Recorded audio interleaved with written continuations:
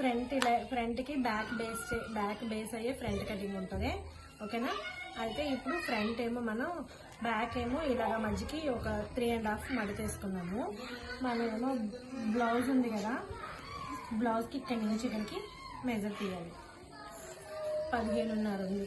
ఒక 1/2 inch add చేసుకొని 15.5 ఉంది.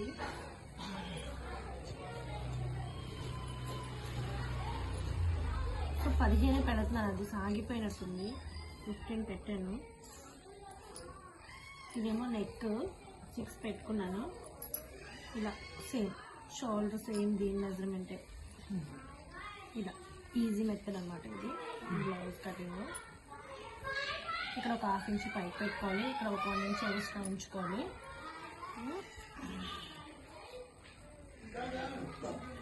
15.5 వచ్చింది. 1/2 ఇంచ్ కూడా యాడ్ చేస్తాను. కటింగ్లో చూసుకోవచ్చని.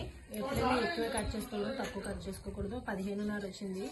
సో 15.5 పెట్టేస్తాను ఫ్రంట్ పొడుగు. ఇప్పుడు బ్యాక్ తీసేస్తాను. ఓకే, కటింగ్ వస్తుంది కదా. ఇప్పుడు మనం ఇది ఉంది కదా, ఇక్కడ ఒక 1/2 ఇంచ్ ఇలాగ ఇంటూ చేసుకొని దీనిలో రౌండ్ చేసుకోవాలి. ఇలా మొత్తం ఉంచుకోవాలి ఫ్రంట్.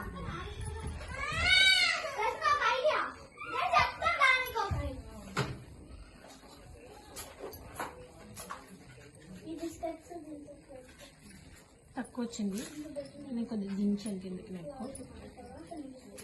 ఓకేనా. ఇది ఉంది కదా, ఇక్కడ ఒక 1/2 ఇంచ్ వదిలేసి ఇది కూడా సేమ్ మెజర్మెంట్ 1 ఇంచ్ యాడ్ చేసుకోవాలి. ఓకేనా.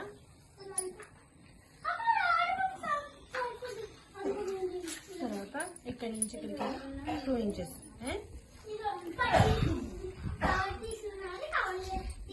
సరిపోయింది కదా. తర్వాత డాట్కి 2 ఇంచెస్ ఉంచుకోవాలి.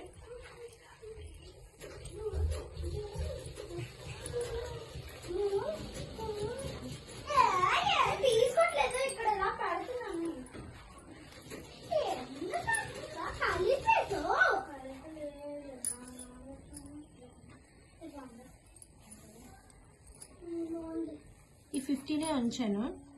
హాఫ్ తీసేసాను.